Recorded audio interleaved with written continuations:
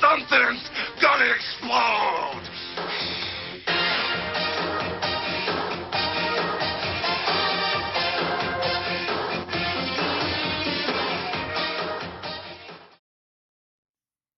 Welcome back, everybody, to the Word Around the Ring podcast.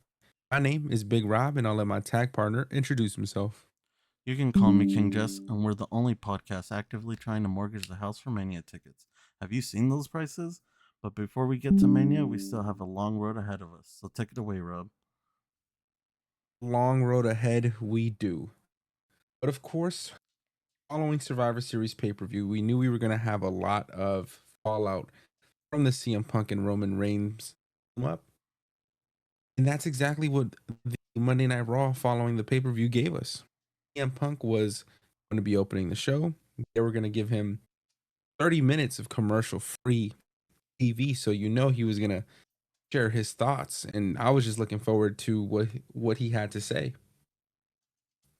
Punk started a quick little promo, explaining to everybody that Paul Heyman now will owe him a favor. His end goal is to ultimately main event WrestleMania. And somehow, some way, he's going to make that happen. Whether that's entering the Royal Rumble, whether that's winning the Elimination Chamber, he's going to find a way to finally get his ultimate goal that he's been chasing for so many years. But before he could continue his celebration with the Monday Night Raw crowd, Seth Rollins' music hits.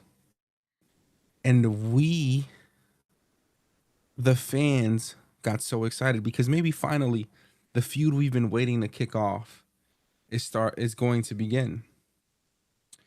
But will it be taking place at this year's WrestleMania 41, or will it be taking place on the first episode of Monday Night Raw on Netflix, as the reports have been speculating? Before I get into the promo, if you had to pay some money or bet some money on this, when do you think the first CM Punk and Seth Rollins match is going to be taking place, if you had to take a guess? Where it's going to start, where this feud's going to start, I would have to put money down on Monday Night Raw on Netflix, just because it would be a great spot to open the feud up, and also to start the year, just to be able to have such a hot feud that we have been waiting for a long time to finally pop off. Um, Happen on that first episode. I think that's a great way for them to start running promos in order to build it up for a WrestleMania feud or something like that. So I think the perfect opportunity would be to just have it happen on Monday Night Raw on Netflix. I agree. I think that would be a fun way to kick off the year, as you mentioned.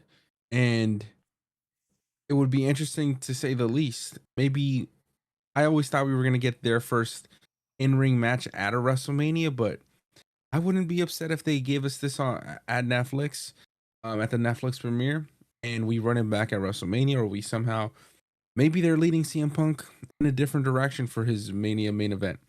And maybe it's not going to be Seth Rollins. We're just going to have to wait and see. But the feud itself, it's going to be great. We're finally going to get these two guys who absolutely hate each other in the middle of the ring. And I think it's going to make for great television, as it has already. But moving forward more into the initial promo here, Seth Rollins came out to interrupt CM Punk and really just, berated him for joining Roman's team. And it was hilarious because, of course, now we know Seth was previously friends with Sami Zayn, Jey Uso. They fought together in last year's War Games.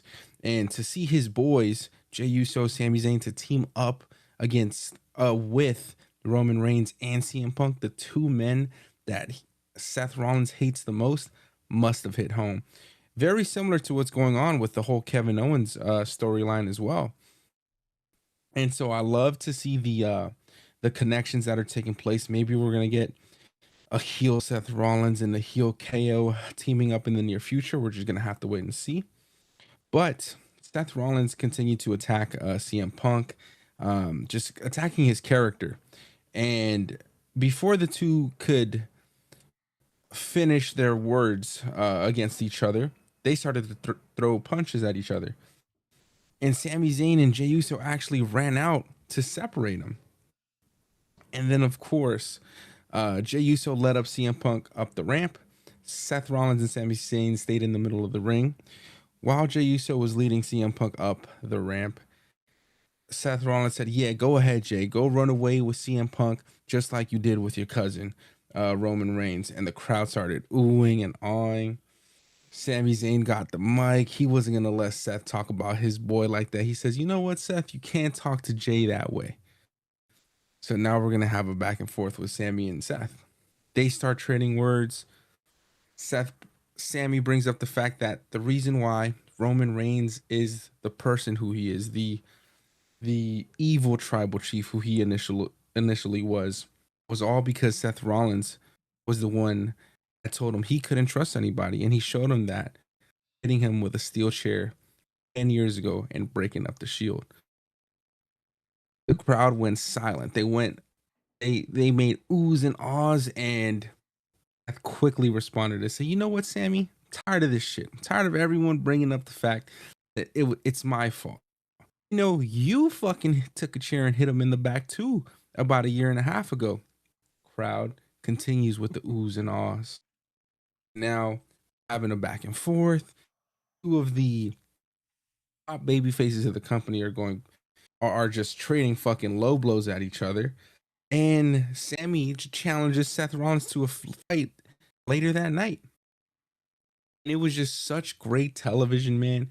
You know, having Jey Uso come out, defend CM Punk, break him up. Sammy came out. Now him and Seth are fighting each other and wrestling each other in the main event of that week's episode.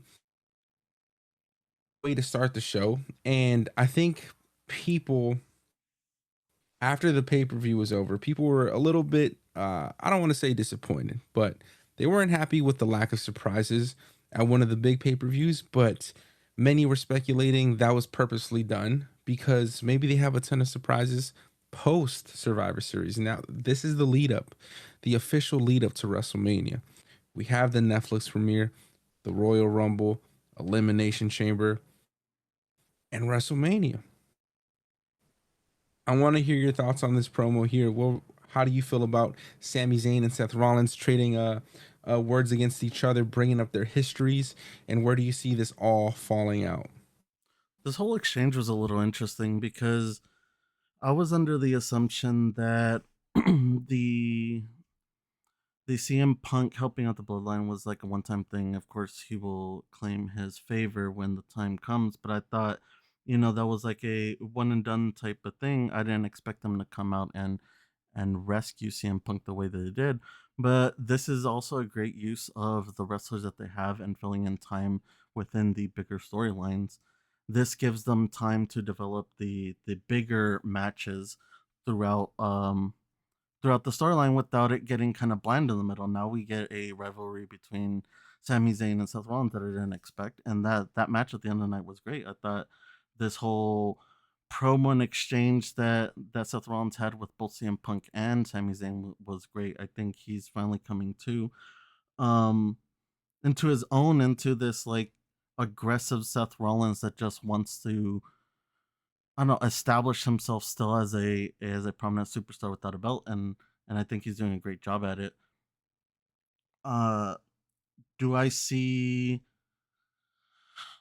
do I see CM Punk coming to the aid of the Bloodline like they did for him in this situation? I don't know. I don't think so. I think CM Punk's under the assumption that just like that this was a one and done until he needs his favor. So like I said, this fills out the kind of slower parts on the storyline in order to give them the opportunity to build those bigger matches later on down the road.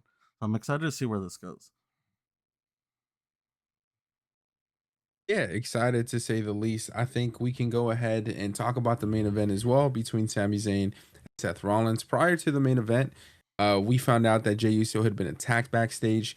Sami Zayn was trying to find out who it was, but he initially thought that the person who attacked his boy Jay was, of course, Seth Rollins, following the promo to start the show. So Sammy was pissed heading into that main event. He fully believed that Seth was the one who attacked one of his closest friends. So he was heading into that match with a vengeance on his mind. And it really showed throughout this match. I think it even results in result hid in Sami Zayn grabbing a steel chair when he was when the match was almost over. He grabbed the steel chair and it looked like he was about to hit Seth in the middle of the ring. So he was going to take the disqualification. He was going to hit Seth because he really believed that he had hurt his friend earlier that night. And Seth put his hands up. He said, "What are you doing?" Sammy, then you can hear him audibly say, "I know it was you. I know it was you who attacked Jay." And Seth argued. He said, "It wasn't me. Why would it be me? Why would I do that?" He even offered the opinion that he thought it could have been CM Punk. And for Sammy to open his eyes, and Sammy hesitated, of course, put the chair down, and that is when we got one of the surprises of the weekend. Drew McIntyre returned and hit Sami Zayn with a fucking claymore. And I did not expect Drew McIntyre here at all, at least not yet. I was fully under the assumption that we were going to get him back at the Royal Rumble. What was your initial thought when you saw Drew McIntyre appear on your screen?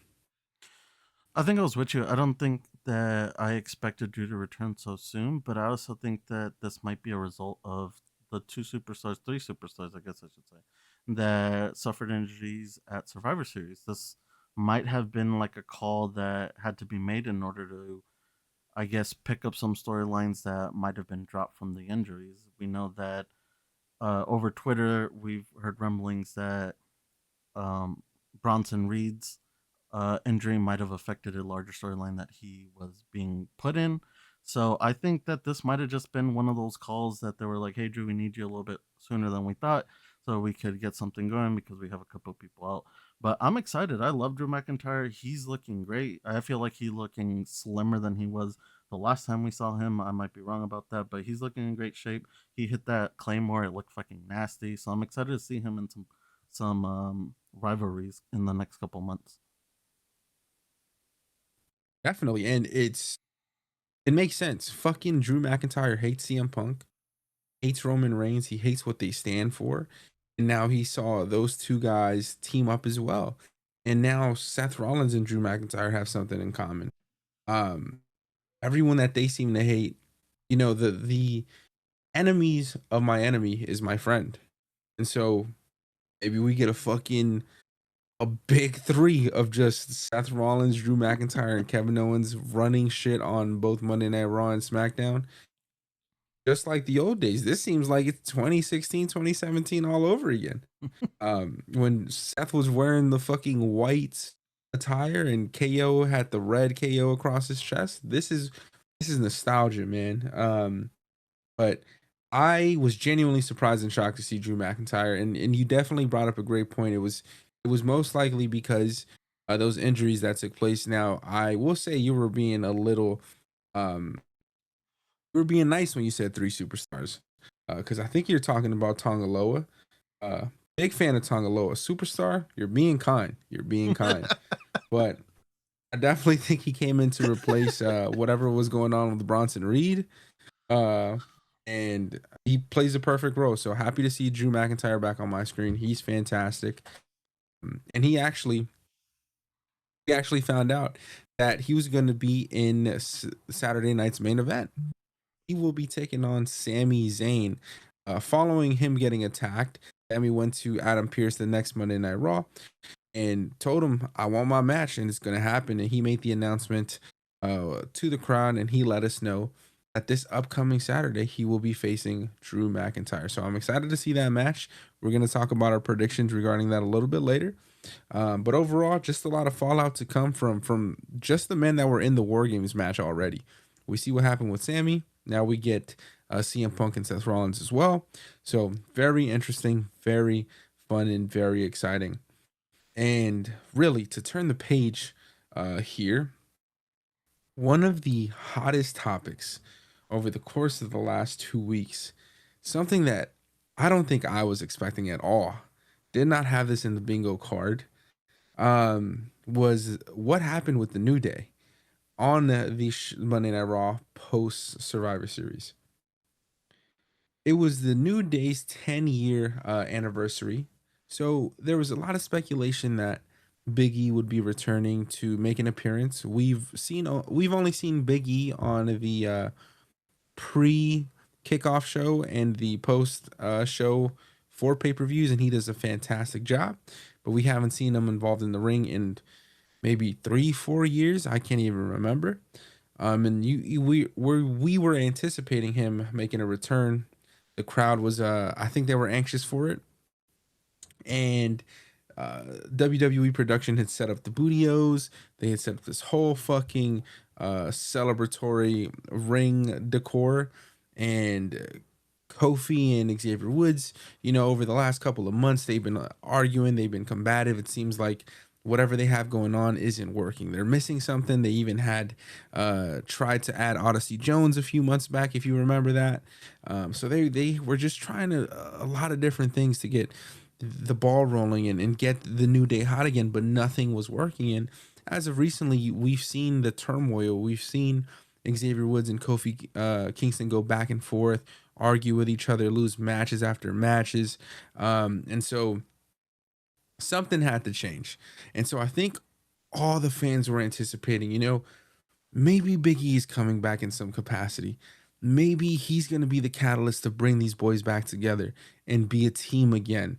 And so when Kofi Kingston and Xavier Woods were having sort of a somber celebration, Big E's music hit and the crowd went nuts and everyone was happy.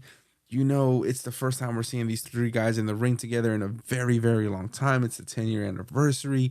Big E has this super nice suit on, smiling from fucking cheek to cheek, and it just feels like 2015 New Day, and I have a smile on my face while watching it.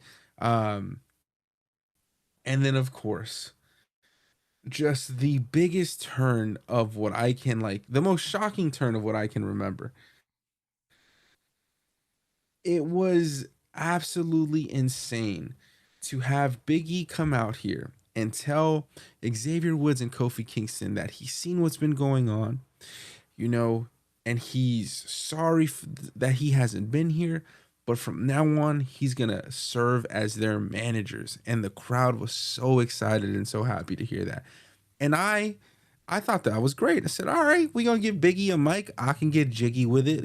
Somehow, some way he's going to work his way into some moves, maybe, get his boy some win, hit some clothesline. I'm already just excited to see Big E close to the ring. And he really cut a heartfelt promo on how he's been struggling to see what's been happening with his former best friends. But instead of being excited, instead of opening their arms to Big E, Xavier Woods responds by saying, "Now you want to come back? After watching us fight for the last few months? E, you left us." And the crowd gasped and the air was sucked out of the room. And I couldn't believe what I was hearing. And to make it all worse, Big E tried to defend himself, try to say, "Woods, I broke my neck. Like I was trying to get some help. I've been going to therapy. I've been going to all these specialists." Kofi Kingston starts to interject. He starts to just dismiss it all. He says, "Yeah, so what? So what you broke your neck? Stone Cold Steve Austin broke his neck and came back. Kurt Angle broke his neck and came back. Edge broke his neck and came back." And they just kept shitting on him. And I couldn't believe it. I thought it was a joke. Like the first 3 minutes, I genuinely thought this shit was a joke. And then Xavier Woods stepped back in. He said, "We didn't change. You changed. You decided to choose your new girlfriend over us. You decided to choose your new table desk job over us. We didn't change. We haven't even evolved at our own deficit for you because we were waiting for you to return." Then went on to say, "E, you mean to tell me, as big as you are, as strong as you are, you mean to tell me you couldn't be back here a long time ago?" Oh my God, this shit hurt my heart, man. And Biggie was such like his facial expressions throughout all of this. You can just really read the emotion on him, man. And it fucking hurt. It fucking hurt because these guys are all about positivity. That's literally their whole shtick. The power of positivity. And to watch that just be taken away from Biggie, the script left fucking with nothing. His two best of friends turned their back on him when he needed them the most. And I was just heartbroken. Still, still heartbroken. But I'm excited. And the reason why I'm excited is because there's a reason for this. There's a reason why they broke up with Biggie. They're making this, in my opinion, I think this is going to lead to Biggie's in-ring return. I think it's going to be fucking great. We hear that music one more time and he's in his fucking wrestling attire. I think it's going to be fantastic. And I mean, now I'm interested. You know, New Day's been struggling. Now I'm locked in. Now I gotta pay attention to what they're doing. Now I want to pay attention to what's going on. What's Kofi Kingston gonna say? What's Xavier Woods gonna say? What's Big E gonna say this Saturday at the pre-show? Because you know they're gonna ask him. Jackie Redmond, Kathy Kelly. They're gonna ask him. Yo, Big E, what happened, bro? I thought you was their man's. And I'm just excited. I'm just excited to see the fallout. But I know on a rant, how did you feel emotionally watching this happen on your screen? Emotionally, I don't know if it affected me emotionally because we did see it coming for like a while. I think the way that they went about it is what shocked me the most. I will take it from the top. I will say that I watched this the first time just to recap on the WWE YouTube channel, and it did not do this segment justice. I had to go back and see the whole 15-minute segment, and I thought this was great.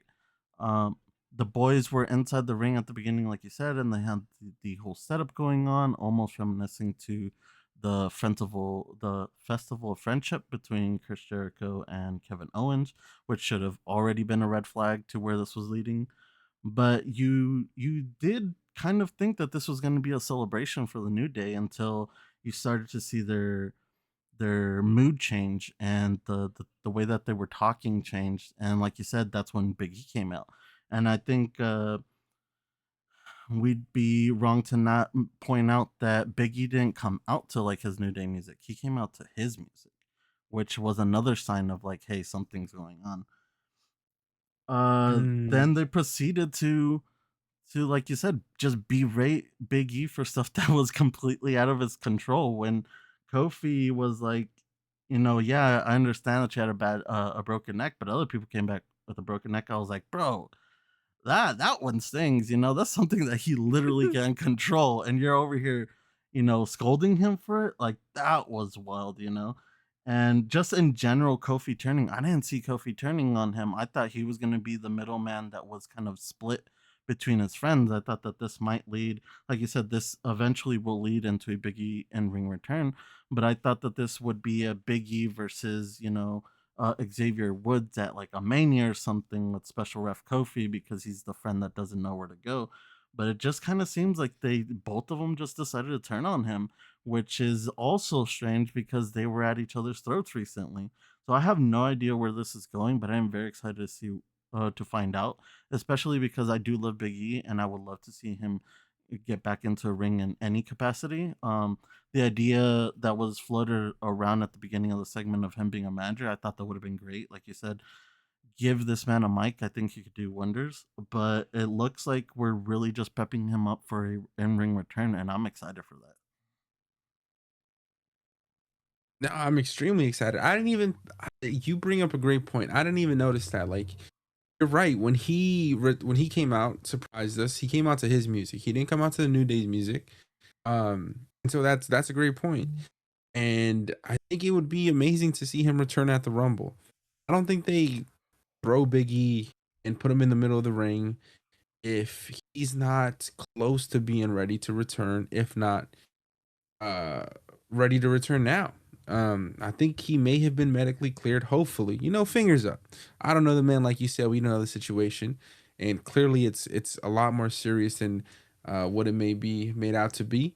Kofi and Xavier Woods got the opportunity to poke fun at it, and it just hurt to see because these guys are three best friends, and you know, I have three or four best friends. I'm sure you have three or four best friends. Imagine one of the friend group breaking up, one guy turning their back on or all three guys turning their back on the one guy because something happened that he couldn't control. That'd be fucked up. And so to watch this happen live on television, man, and the way they did it, it was so well done. Xavier Woods, Kofi Kingston, so fucking well done. And they literally, they basically said, just get the fuck out the ring. Like, go home, bro. We don't need you. Like, go home, big dog. So much so that like Big E put the mic down. He hesitated to walk out. He left the ring while Kofi and Xavier Woods dapped each other up, just looked each other in the eyes, and they knew now it's game time. They will be hated. They will fucking be booed out the building moving forward. And that's exactly what the fuck happened. Um, the following Monday night, Xavier Woods, Kofi Kingston, they tried to really explain themselves and tell the fans why they made the decision that they made. But when they went out, fans booed them so fucking loudly we couldn't even hear their words on our TV screens because it wasn't picking up. The mics weren't picking it up. All you heard was the boos. Like when that was happening to Dominic, it wasn't as bad as it just happened this last week. This was insane heat, man. This was insane. I can't remember the last time it was this bad when the collective fan base just decided to say fuck you. We're not even going to give you the opportunity to get one syllable out. It was beautiful to see. That fucking crowd went batshit crazy. But it just goes to show that we're bought in now because that's fucked up what they did to our boy. It's fucked up. And he's gonna have to get his revenge. Now, let's say Big E's medically cleared Mm-hmm. and he's good to go. When do you bring him back? How do you bring him back in for his in-ring return? Oof. I mean, it really depends on how cleared he is, right? Because I think if you can pull him for something like Netflix on Raw, I think you give him a return match, then he can easily win. I think that'll be great. Maybe even have Xavier and Kofi interfere. And like I said, just start setting this up for like a giant match down the road, whether that be at a Rumble or it be at a WrestleMania. I think that we're setting the course for these two to collide at some point. Yeah, I'd love a triple threat, man. Triple threat would be insane because like yes, Kofi Kingston and Xavier Woods now they decided, you know what, it's gonna be us two. It's gonna be us two against the world. But we've already seen them have some turmoil with each other. Clearly that's still there. That's lingering in one's head. And I think it'll be a lot easier to make a triple threat happen. And I would love to see it. One day, I would love to see them all on the same team again as well, just for one final match if that's what it is. But crazy, crazy, crazy, crazy to see this turn. Did not see this happening at all. This was not in my bingo cards. They kept this close to the fucking chest because there was no speculation. There wasn't anything that came out prior to the show. And for it to be this surprising, I loved it. I loved it because that's not the case anymore. With a lot of these dirt sheets, a lot of reporters, we find out really what's going to be happening before a big event or a big pay-per-view, and for this to be really kept close to the chest, I loved it, and I'm excited. I am excited. And Kofi Kingston, that's Boston College alum. Shout out to BC. Kofi, keep putting on, man. You're doing great. That's fucked up what you did. I must say, I was fucked up what you did.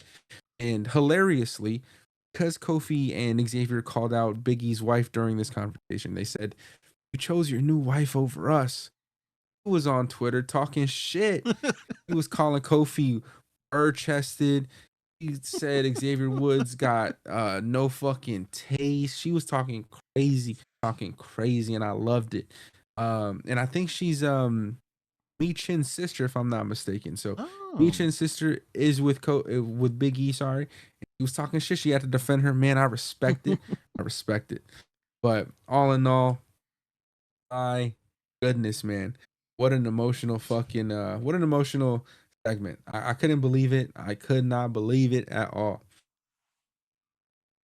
Moving on. Sadly but surely, moving on. Cody Rhodes versus Kevin Owens.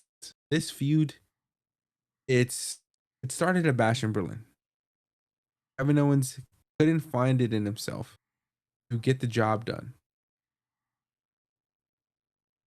Where we saw Kevin had the opportunity to really pull the trigger on Cody, you know, and end the reign there, or at least what it felt like. He had the chance to become the undisputed champion, but he didn't decide to take those opportunities because he felt they weren't clean opportunities. He didn't want to revert back to his old ways. And so Cody, of course, overcame, won that match. But we knew, leaving that match, we knew we were going to get another. And the time has finally come. Saturday night's main event. I believe this will actually be the main event. No pun intended. We're going to get Cody Rhodes versus Kevin Owens. Now, this feud for the last couple of weeks and months, I think it's been some of Cody's best work. We've seen the passionate promos, the fiery promos Cody's had.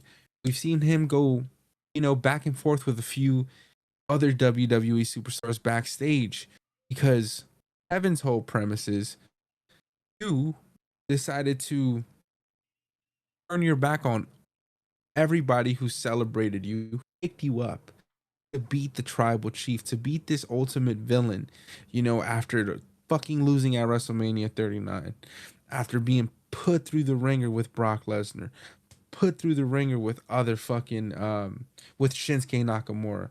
Like, we lifted you up. The roster lifted you up. We wanted you to be our leader, to beat the evil Roman Reigns, and you finally did it. And what do? You spit in our face by teaming up with the motherfucker. That's what you do. So Kevin, Kevin is right, bro. Kevin got a point. I'm not gonna sit here and say he doesn't have a point. And Kevin, that was the switch that Kevin needed. He said, you know what? After all that I've been through with the bloodline, after they fucking hit me with a golf cart, after they almost murdered me on live television at the 2023 Royal Rumble, after all the matches that they've interfered of mine, after all the hits the bloodline has given Kevin Owens, you're gonna go and team up with them. That's what you're gonna do after the friendship that we've had over the last year. I feel him, man. It's fucked up what Cody did. I agree. I would say fucked up. And so Kevin feels some type of way. Cody, of course, he's gonna be self-righteous. He's the politician. He's saying, bro, what are you talking about? Don't blame me because you're a bitch. Don't blame me because you suck. Don't blame me because you can't win the championship. He was talking crazy. And so now we're having this fantastic back and forth. We've also gotten hints. I know you've said this a lot. You said that you're excited and you believe that soon enough, we're gonna get Homelander Cody, a heel Cody. I'm saying I don't think so. I'd love to see it, but too much money, too much merch to be sold with these kids for Cody to turn heel. But anyway, more fun backstage. We've seen him interact with like Carmelo Hayes when Carmelo told him that Kevin Owens is right and that Cody's fucking Two-Face. Cody was pissed. He pushed his ass in the middle of the backstage on some storage bins, and we're seeing him be a little bit more feisty, to say the least. But all in all, I am so looking forward to this match because I think this is the first genuine moment since he's won this title that I am not sure he's going to win on Saturday. I'm not 100% sure that he's going to walk out as the WWE champion, Cody Rhodes. I think Kevin Owens has a sneaky shot, and I am very excited to see how this is going to play out. What are your thoughts on how the feud has been going here? Whose side are you on? Do you agree more with Cody? Do you agree more with Kevin Owens? And and are you looking forward to this match at all as well on Saturday night's main event? I will say that this is one of the matches that I have appreciated the build up for because they have really focused and put the time in to not only tell the story inside the ring but outside of the ring with, let it be YouTube extras or maybe IG reels or videos on X or just skits within the allotted airtime of the show. But they've really done a good job at telling the story between these two and making us care for it. And I'm glad that Cody has found this other storyline to focus on while the bloodline kind of takes care of their own business. Because at the end of the day, we can't forget that Roman versus Cody is where we're gonna head at some point. Um, did they blow it by kind of teasing it too soon? Who knows? Because now you do have to set these rivalries up for Cody in the meantime. But I think that they've done a great job with this one, and we still have so many factors to bring in that we haven't even talked about, like a Randy Orton or like you said, maybe a Seth Rollins who sees Kevin Owens being betrayed in the same way that he is. Maybe he comes in the fray somehow. But I am excited to see this match this weekend, especially because of the tease that we got between Triple H and Cody Rhodes, kind of teasing for the wing belt coming back for just one night. I'm excited to see what this whole night in general kind of entails. I haven't seen a Saturday night main event since the ones back in the day. I think they've had a couple of them recently, so I'm excited to see how this one plays out on Saturday. Man, they did tease that winged eagle belt. Now it would be villainous behavior. Cody walks out with the winged eagle after, making proclamations that he was gonna bring it back and that they were gonna change the title. There was rumors that they were gonna change the title for Cody. And for the tease to happen, Triple H handed him a briefcase and a for those of you who haven't seen Triple H earlier this week, there was a video where Triple H handed Cody a briefcase. He tells him this is for one night only. After Saturday night, that's it. Hands him the briefcase. Cody opens a briefcase and it's just gold popping out, a gold light. Don't see what's in the briefcase. Cody looks at it, looks at the camera, and smiles. Cuts. So everyone's assuming it's the Winged Eagle belt. That's what I think. That's what I think Cody's gonna walk out with on Saturday night, and it would be villainous if Kevin Owens beats him for the Winged Eagle belt, because that's Cody's prized possession. That's the fucking championship that his father held, if I'm not.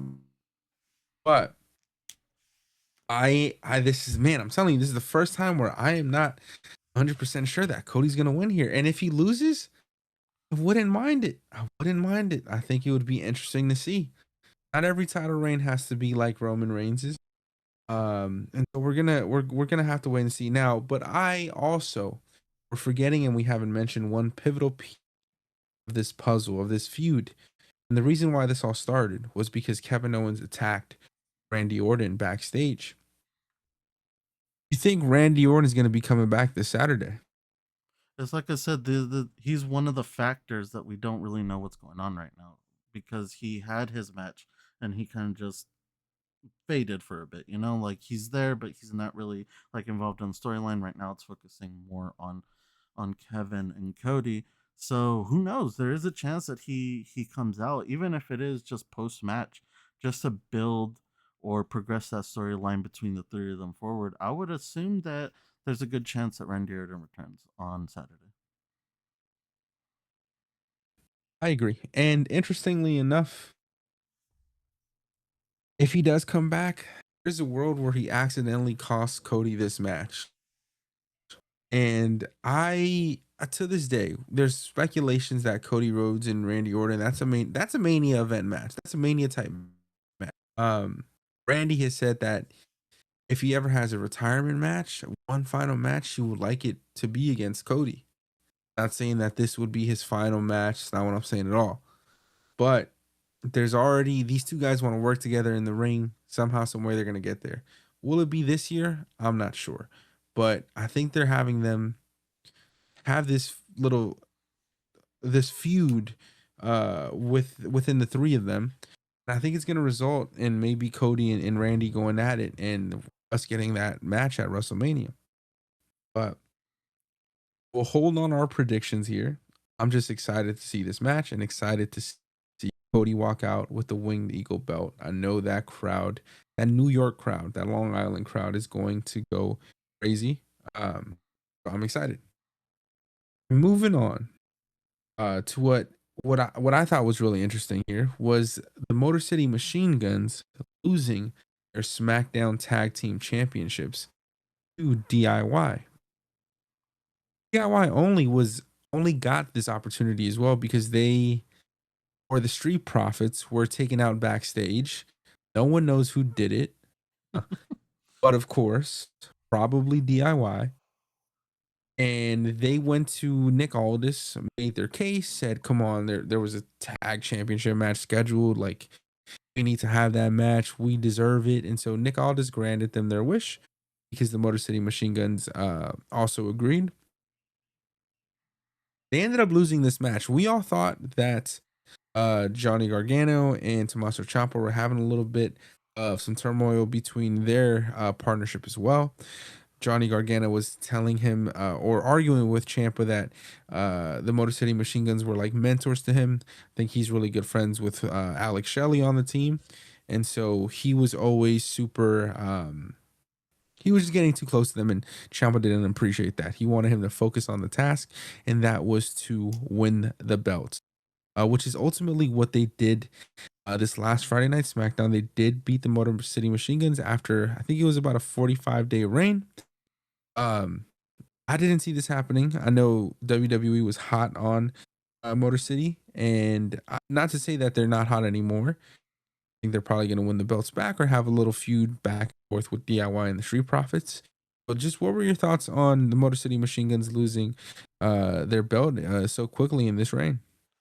I didn't see them losing it this quickly, but I always said that the money match for the Machine Guns would be against DIY, and I feel like that's the rivalry that we're starting to build up. I do notice the tension between Gargano and Champa, but I feel like that's just telling more.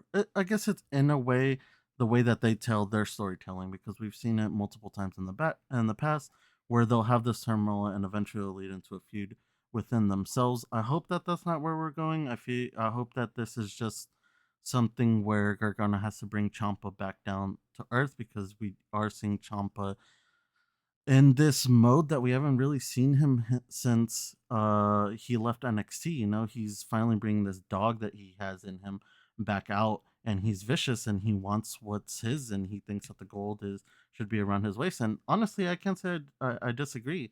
I love DIY. I feel like these two guys are a phenomenal tag team that can carry that belt well.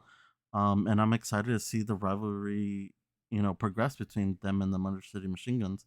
I don't want to leave the Street Profits out of this. I think they're amazing too. And if they want to jump in on this and make it a three-way in some way, I'll be fine with that too, because they're both phenomenal talents. I think that Dawkins has really come into his own over the past year or so, where he is sometimes outshining the stuff that his partner does. So if they want to jump in on this and make it, three teams vying for the belt for a while, at least until Rumble, I'll be completely fine with that. Yeah, man, I'd love to see the Street Profits win the championship, and I would love to see them on Monday Night Raw because I can understand why they haven't won it on SmackDown. We've had the Motor City Machine Guns debut there. Before that, the Bloodline had the belts for storyline purposes. Before that, DIY. Before that, Grayson Waller and Theory. And Street Profits have always been in the picture, and they just can't seem to get over the hump. I'd love them to make a change, man. Hopefully they go over to Monday Night Raw, win those belts, something along those lines. I do think they're deserving of it. I do think they're one of the better tag teams and one of the true tag teams. So I would love to see them win. DIY, love them winning as well. They're a great team, and I want these tag matches on a pay-per-view because we're not getting the opportunity to let them cook for about like 15 to 20 minutes. Motor City Machine Guns and DIY could put on a great match on a pay-per-view. They could entertain the fans, and I would love to see it. We haven't seen a tag match on a pay-per-view besides some bloodline shit. Like, besides some bloodline shit, when's the last time you can fucking tell me that we saw a tag team match on a pay-per-view? It's been a hot minute. I would say it's for the belts, and I feel like the belts haven't been defended on a pay per view in a hot minute. That's what I'm saying. Exactly. Like, let's put some respect on these fucking belts. Put them on a pay-per-view and let's get something going. So hopefully we get that maybe at the Rumble. But man, I feel like I really can't recall the last time I saw these belts on a pay-per-view. But speaking of belts, WWE announced two new women's mid-card championships: the Women's United States Championship, Women's Intercontinental Championship has will be crowned at Saturday night's main event. They were hosting a tournament for the opponents to find out who the finalists are going to be.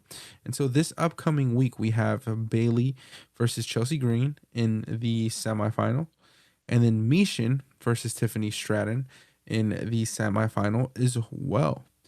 If you had to take a guess from these four women, who would be your inaugural United States champion? I mean, I've been preaching this since the first time that they announced this tournament and they announced that she was in it. I think Chelsea Green should take this all the way. I honestly feel like she is a perfect representative as a female with actual, well, I wouldn't say actual talent, with a great talent that can really hold her own. So I feel like putting it on her is a no brainer, you know. And yeah, sure, Bailey is great too, and but she's had title opportunities. We've seen what she can do. I feel like Tiffany Shannon kind of just has something in the bag with the briefcase. So let someone like Chelsea Green, who has been putting in the work, who has been constantly taking up matches that I'm sure nobody else wants, and she's been going out there, win or lose, and she's been having a great time. So why wouldn't we want someone that is such a workhorse in that perspective to not carry our belt? You know, so I feel like Chelsea Green is my pick for the inaugural U.S. Women's Champion. I think that's a fantastic pick.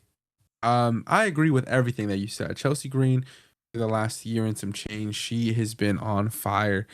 She's taken losses after loss, but she takes it like a champ. She wears it well, and she's fucking entertaining, and the crowd loves her.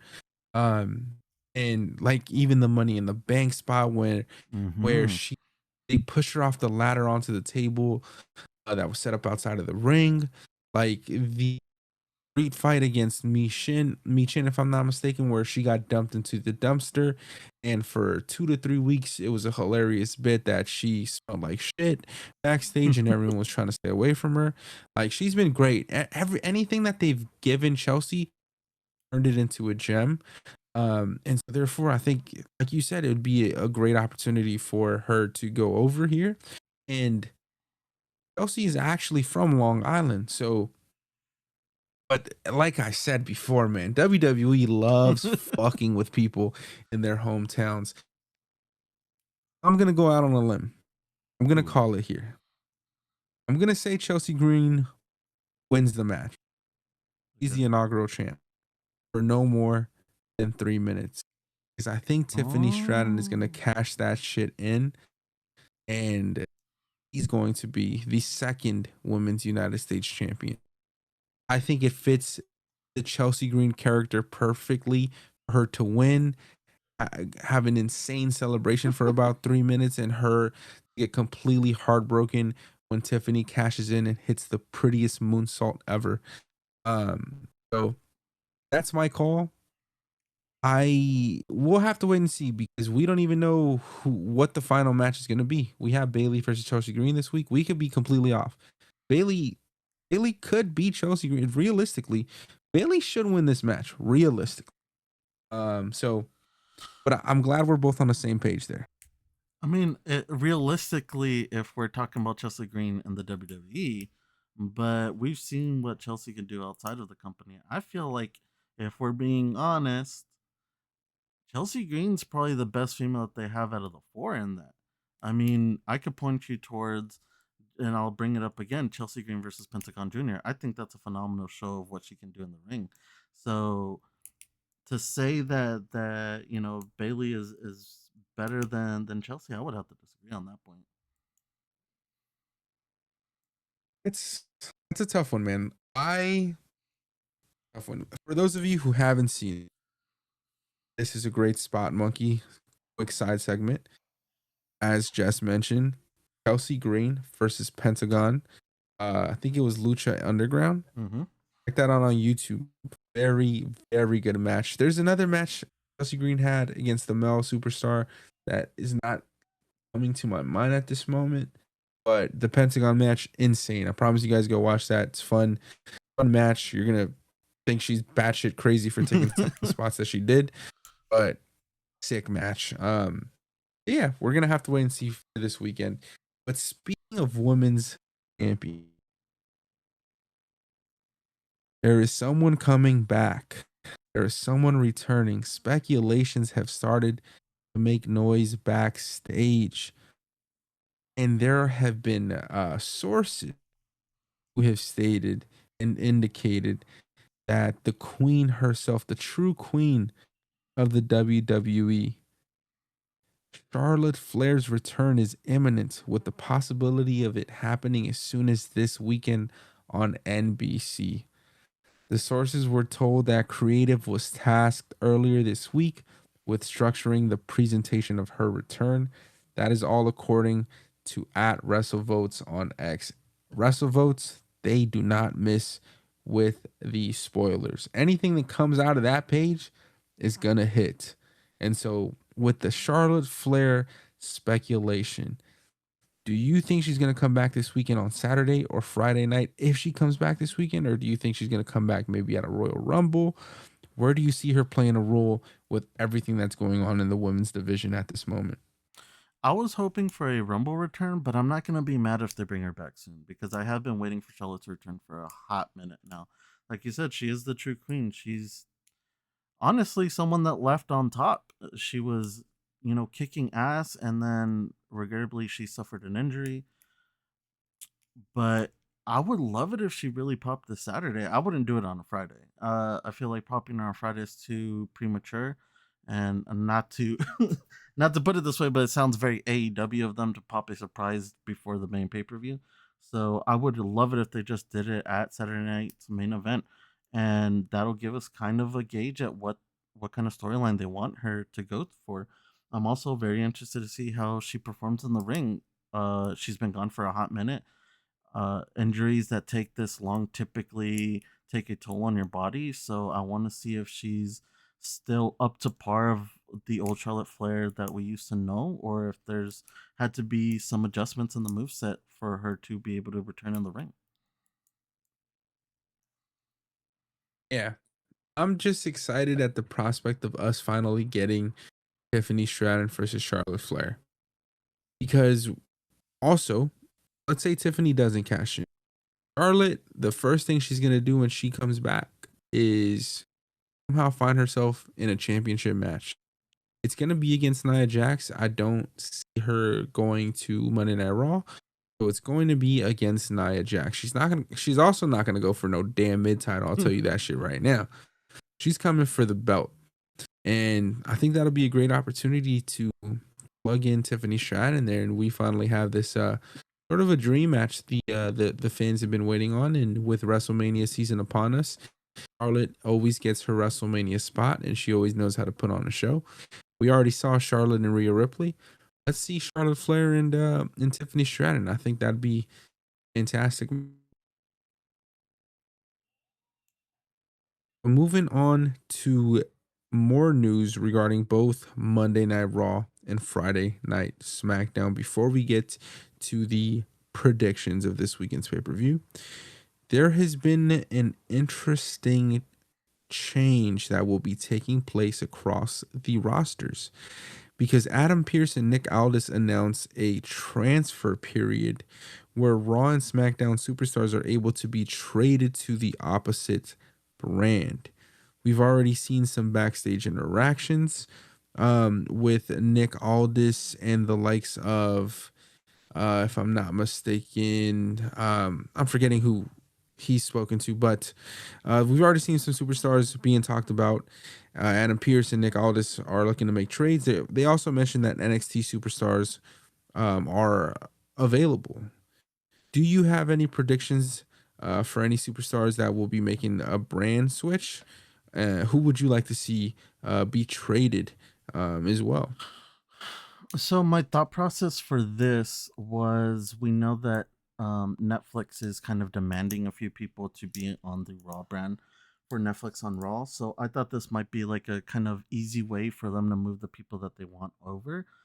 But if that's not the case, if we are really just gonna, shake it up, as Vince used to love saying, I would love to see more than anything. I would love for them to start picking through the fruit down in NXT. We've seen them tease Lash Legend and Jakar Jackson. I think it's time. I think these girls have just been sitting on their hands down in NXT ever since coming up to the main roster. So I say let's give them something to do. Let's bring them up and have them shake up that female division for the tag teams.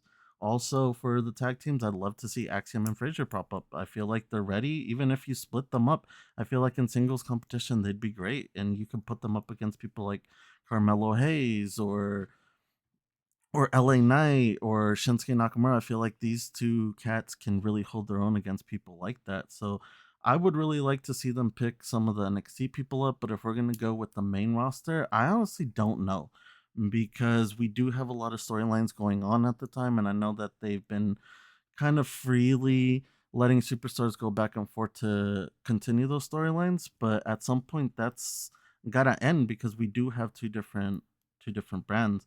So having this pipeline, this timeline of them being able to trade, I don't really know who you would trade from the main rosters. I would like to know some of your wild picks, or if you have some realistic picks that you would like to see for superstars to move over. Yeah, I think Roman Reigns is going to fucking Raw, like you mentioned. Netflix is calling, they're calling the shot here. They want Roman, they want him on Netflix, and I think that's what's going to happen. I think they're getting the bloodline back there. That's where they were as well, or they were really interchangeable when they were doing the Sammy bloodline. They would show up on both shows. So maybe they have them do a little bit of that again, but I definitely think that they'll be considered Raw superstars. I think Cody's going to be staying on SmackDown. The only way I see Cody move over if some crazy shit happens on Saturday night and he loses, but I don't see a world where both Roman and Cody are on the same show. I think Cody's gonna stay on SmackDown. Roman will head to Raw. I would love to see the Street Profits on Monday Night Raw, as I mentioned earlier on the show. I would love to see um Drew McIntyre move over to SmackDown as well. And then I think those are probably the picks that come to mind. Something interesting that I do want to mention as well. So, Nick Aldis was actually talking to Carmelo Hayes backstage, and he told Carmelo that this Friday, he'll have a special surprise opponent for him to face. And online, hilariously, Carmelo Hayes has been sending and taking a few guesses at who this potential superstar could be, sending a Rey Mysterio pick, adding a little question mark, and fans started to speculate that maybe it's not going to be Rey Mysterio, maybe it'll be a uh, new superstar that will be added to the WWE roster. Because Nick Aldis also said, anybody can come over. He always has this way with his words. He picks and chooses them wisely. Any superstar across either brand or any new superstars as well. Think or do you think that this is actually going to be a debut for Penta El Zero Miedo, one of your favorite luchadores? That'd be crazy. Are you fucking kidding me? Carmelo versus Penta, the first match, that'd be crazy. I mean, Melo can hold his own against someone like Penta. So I would not be disappointed at that. Do I think it'll be that? I don't know. I feel like there's been a lot of talks recently with the whole Ray Phoenix thing online about how he's not supposed to be talking about anything, but because he's under contract, but he's still kind of spilling the beans. I don't know if that's something that maybe the WWE saw and said, you know what, Penta, we're gonna move on solo with you for a while until all that settles. And shit, it'd be sick. I'm just saying, if now you got me going. If that happens, that's gonna be a dope ass fucking match. Would be a fantastic match. I think even if it's against Ray, I'd be hyped. But Carmelo has been trusted even from the first night he got drafted. He faced Cody Rhodes, if I'm not mistaken. So they clearly have trust in Carmelo Hayes. They think of him very highly. I wouldn't want to see him lose again, but I wouldn't be mad at it. I think it'd be a fantastic match.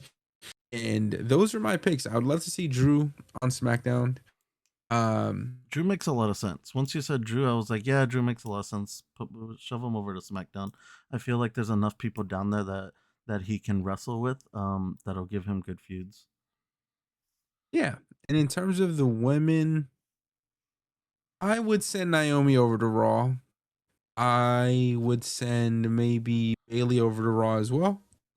And I'd send Damage Control over to SmackDown. This is me just throwing ideas out there. But those are a little bit of the changes that I would make. I'd like to see how that would work out before making any other adjustments. With the LA Knight losing his fucking United States Championship belt, this opens up opportunity for him as well. Maybe he heads over to Raw and he competes for the World Heavyweight Championship. There is a world where that happens. Actually, I would love to see it. Send LA Knight over to Monday Night Raw. Give him a new crowd to win and have him go over there, and that would be fantastic. But with that being said, I want to move in to this Saturday night's main event predictions. I mentioned earlier in the show, one of the new matches that will be taking place is Sami Zayn versus Drew McIntyre, which was just announced this week on Monday Night Raw. Sammy called out Drew McIntyre and told him that he already spoke to Adam and the match was made official and he's going to beat his ass this upcoming Saturday. Sammy versus Drew. You had to put the house on it. If you had to put the WrestleMania ticket mortgage on this match, who do you have walking out victorious? I think with everything that's going on, I think that I have Drew winning only because it presents some turmoil in Sami Zayn's storyline and it can present some interesting interactions going forward with the bloodline. So for just that alone, and because this match was just literally just announced this week, so there's not much to build upon, I would say that Drew McIntyre, there's no reason for him to lose on a comeback. So I got Drew all the way on this one. I got Drew winning and wiping the floor with Sami Zayn as well. I am most excited to see the interaction that we're gonna get from Kevin Owens and Sami Zayn backstage because you know it's gonna happen. They love doing that shit, and Kevin's gonna be conflicted as well. Sami just teamed up with Roman Reigns too, so the same way Kevin feels about Cody, he has to feel about Sami. Um, it just makes perfect sense, especially because Sammy's literally the godfather to Kevin's children, so has to be pissed at Sammy. I want to see that interaction. Maybe we get Kevin Owens playing interference and helping Drew McIntyre somehow, some way. We'll have to wait and see. But I do agree. I think Drew McIntyre wins here. He wins outright, and he doesn't need any assistance, but I can see getting some. But I think Drew wins cleanly here. Um, and it's a pretty easy decision for me.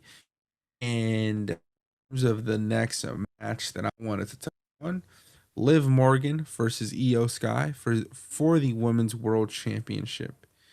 If you had to bet the car on it, who do you have winning this match? This one's tough because I don't really see us being done with Liv Morgan versus Rhea Ripley necessarily. But I would love Io Sky to win it because I've said this multiple times. I think Io Sky is the perfect representative of the WWE brand for females and the talent that we can provide. That's why we send her overseas. That's why we send her to places to do these interviews and stuff like that because she is someone that they depend a lot, someone that they respect that much. So I can see them just putting this belt on her, especially because the last time that Shinsuke got a belt, we put the belt also on Asuka, or not the last time he got a belt, but the last big belt that he got, we also put the big belt on Asuka. So I feel like this can be another full circle moment where we have not only Shinsuke as a champion, but we have another Asian female as a champion. And I think with Asuka being absent, Io Sky is the perfect female to take that position. So for me, I think Io Sky will win this match, but you just don't know. You just don't know. I think Io's gonna win. I think Io wins. That's my prediction. I think Liv is the unfortunately I think her reign comes to an end here. She's had a great reign. I've enjoyed it. I think Liv has proved a lot of haters wrong. I do think it's time to get some we mentioned earlier this week, it's time to get a refresh on some stories. I am a little bit exhausted of the Rhea Ripley and Liv Morgan feud. And if we're gonna keep having them feud, then take the fucking belt off of Liv and put it on someone else and let someone else have a different story, because they don't need the belt. So I do think Io Sky walks away as champion here, and I think she deserves it, and it's gonna be fantastic. And I think Liv is gonna surprise a lot of people on Saturday night. I think they're gonna have a great fucking match. I think Liv is going to show out, and especially with someone like Io Sky, who's a phenomenal wrestler, a phenomenal in-ring talent. I think they're gonna have a surprisingly great match. But my money, my car, if I had to bet the Elantra, I would bet it on Io Sky. I think Liv kind of has to show it, right? Because not only is she most likely going to lose her belt, but she's also going up against S- Io Sky. You know, like I just said, she's a massive talent, so I think she's going to have to bring that boom.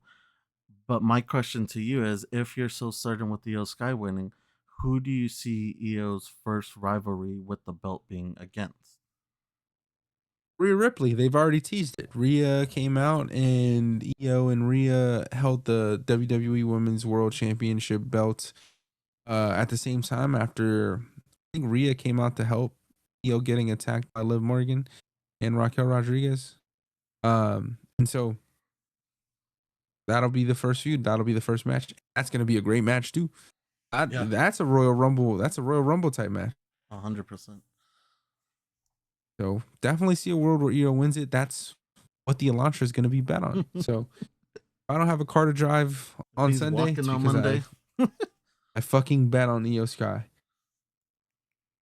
Of course, I have to mention the ring general Gunther, the Prince Finn Balor, and the Puerto Rican Damian Priest. The Puerto Rican was not supposed to be a part of this match. I have to make mention. I have to make note that Damian Priest was added to this match this last Monday Night Raw because Adam Pearce was upset at how Finn Balor has been talking crazy to him. How Finn Balor has continued to interfere in Gunther and Damian Priest's matches. So Pierce took it upon himself to add Priest to this match and make it a triple threat. So now we have Gunther Finn Balor versus Damian Priest at Saturday night's main event for the World Heavyweight Championship. This adds a layer that I was not expecting because Gunther Finn Balor, I said, fuck, Finn's gonna take another loss. I had already, and I was guessing, okay, clearly Finn has interfered in the matches between Gunther and Priest, so I can only imagine Priest is gonna do the same here. But I'm glad that they decided to make it a triple threat because now at least I don't have to worry or fucking know that this match is gonna end in some bullshit and Gunther could just win outright. And that makes me excited because I was going to be sick to my stomach if Gunther was going to win again because some motherfucker came out here and decided to interfere in one of his matches. Gunther don't need no help. That man can whip anyone's ass. And that is how he should be booked. That is how I want to see it happen. Fucking Saturday night. Have him book both of these motherfuckers. Put them in two locks at the same time and let's call it a fucking day. I got the house and the car on Gunther. If I had to bet it all, I had to bet it fucking all. Gunther's gonna wipe the floor with these two guys. I cannot wait to see it. Who do you have winning this triple threat? You're not gonna like my answer to this. I listen. I Oh would. my god. I would love for Gunther to win this because, like I said, I don't think there's a reason for us to be taking this belt off of Gunther. But now, with the caveat of it being a triple threat, I think this might be the way that we get Finn Balor the belt back, and then we carry the feud going forward between Priest and Finn Balor for the belt because that's what you've said. Finn Balor has been wanting like this whole time, like he just doesn't want to see it on Priest. Now it's an easy way for him to acquire it and keep it away from Priest. So at the end of Saturday night, I kind of have a sneaky suspicion that Finn Balor is going to walk away as champion, and I'm not really that mad at it.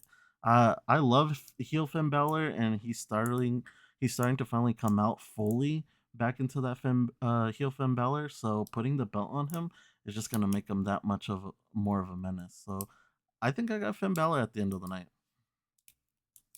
That's crazy. I fuck with Finn.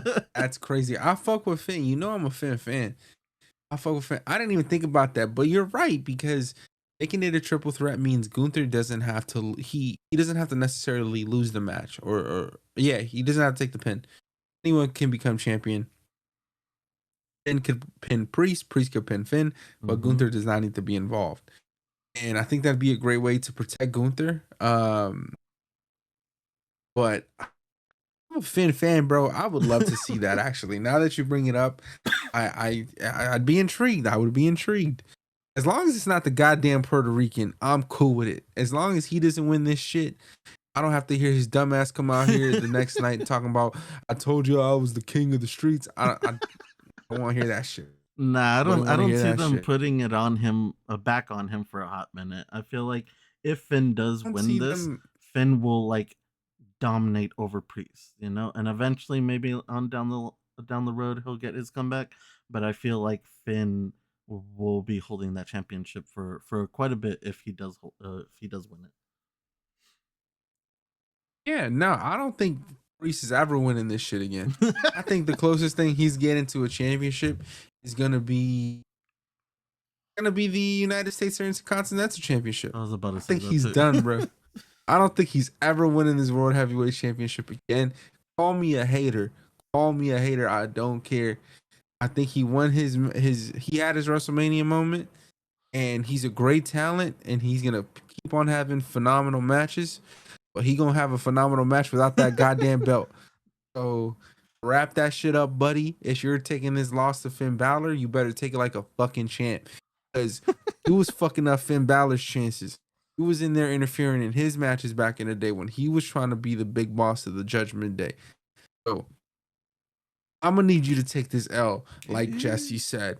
Now I'm hyped. Now if Finn Balor wins this shit, I'm gonna be hyped.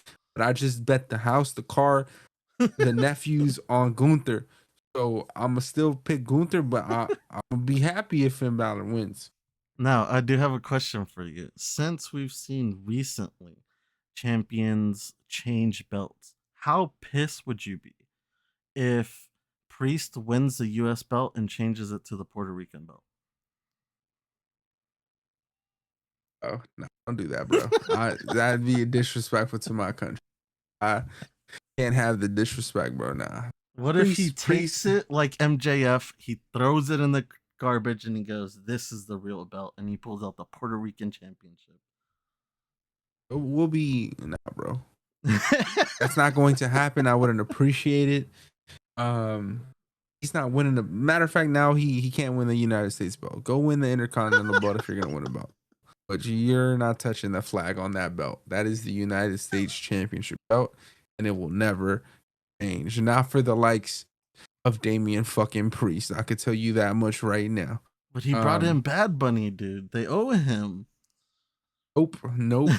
If anyone's changing the belt, it's gonna be Carmelo Hayes changing it back to the spinner belt, and that's gonna. But no one is putting a different flag on the United States belt. I will tell you that much. That will never happen. Speaking of the United States, we don't know what the final match will be. Because as I mentioned earlier, we have Bailey versus Chelsea Green and Michin versus Tiffany Stratton in both semifinal matches in order to find out what the championship match will be at Saturday night's main event. I'm giving you one last moment to change your mind if you want to do so, but who do you have walking away as the inaugural champ? Ain't nothing changing here, baby. It's green to the moon. We're putting that belt on her. If it's the last thing I fucking do for this podcast, she has to win this. I feel like she deserves it. She's been putting in the time. She's been putting in the work. She's taken matches that no one else has done. She puts in the work outside of the ring to do these skits to just make the matches that much more interesting. So I think it's time for her to get some gold. I would love to see it. I agree. Agree. I think Chelsea Green will win this match. I think she's going to be the inaugural champ. I think Tiffany Stratton is going to cash that belt in, and I think the fans are going to be upset, and it's going to be sick, and it's going to happen in Chelsea Green's hometown. But I have Tiffany Stratton walking out as the inaugural champ as she cashes in. I think Chelsea Green wins and becomes technically the first champ. I do think Tiffany's going to use that to cash in here. And we will riot if Chelsea Green We will. loses. All right. Now, with the main event of Saturday night's main event, Cody Rhodes versus Kevin. If you had to bet it all, you had to take out a loan to bet.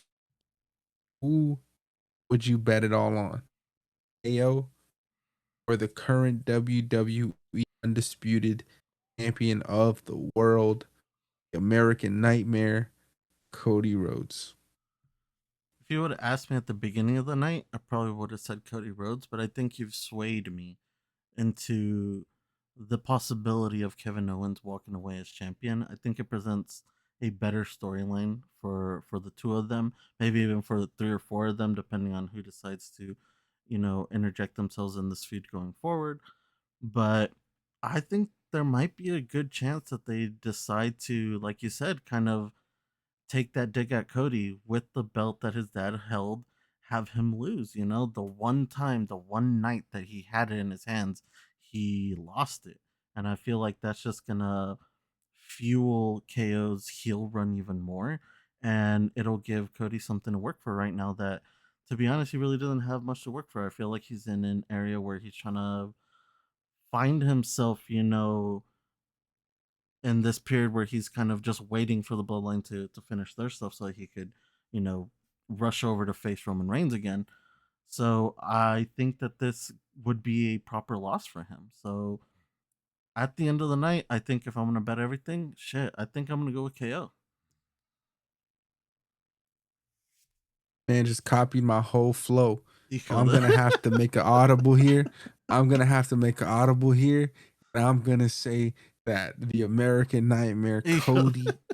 fucking Rhodes is gonna walk out as champion still.